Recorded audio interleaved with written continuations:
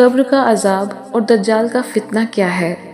اس بارے میں حضرت عائشہ رضی اللہ تعالیٰ عنہ فرماتی ہیں کہ ایک مرتبہ یہودی عورت میرے دروازے پر آئی اور بھیک مانگنے لگی کہ مجھے کچھ کھانے کو دے دو، اللہ تمہیں دجال کے فتنے سے اور قبر کے عذاب سے بچائے۔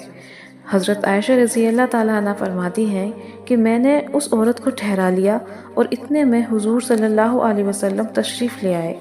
میں نے حضور صلی اللہ علیہ وسلم سے عرض کیا کہ اس یہودی عورت نے 2 باتیں کہیں۔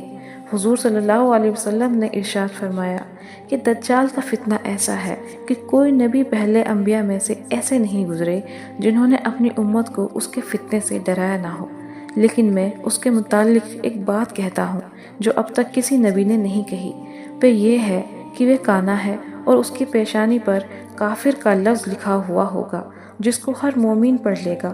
اور قبر کے فتنے کی بات یہ ہے کہ جب کوئی نیک بندہ مرتا ہے تو فرشتے اس کو قبر میں بٹھاتے ہیں، وہ ایسی حالت میں بیٹھتا ہے کہ نہ اس کو کوئی گھبراہٹ ہوتی ہے نہ ہی اس پر کوئی غم مسلط ہوتا ہے۔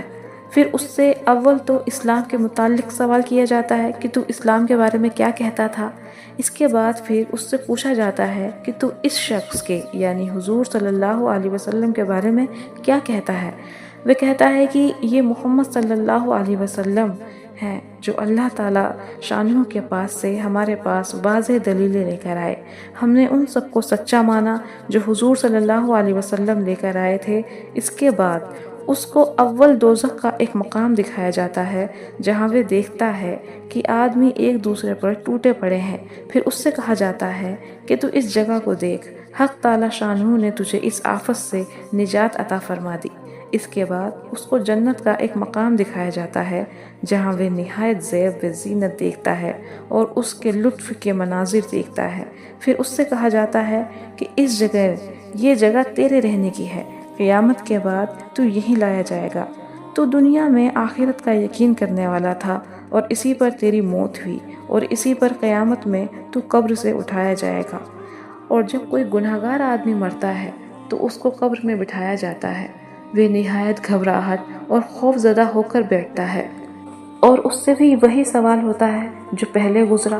وہ جواب دیتا ہے کہ مجھے تو کچھ خبر نہیں، لوگوں کو میں نے جو کہتے سنا تھا وہی میں بھی کہہ دیتا تھا۔ اس کے لیے اول جنت کا دروازہ کھول کر اس کو وہاں کی زیب و زینت اور جو نعمتیں وہاں ہیں دکھائی جاتی ہیں۔ پھر اس سے کہا جاتا ہے کہ یہاں تیرا اصل مقام تھا مگر تجھے یہاں سے ہٹا دیا گیا۔ پھر اس کو جہنم دکھائی جاتی ہے جہاں ایک پر دوسرا ٹوٹا پڑا ہے اور اس سے کہا جاتا ہے کہ اب تیرا ٹھکانہ یہ ہے۔ تو دنیا میں شک میں ہی رہا، اسی پر مرا، اسی پر قیامت میں اٹھایا جائے گا۔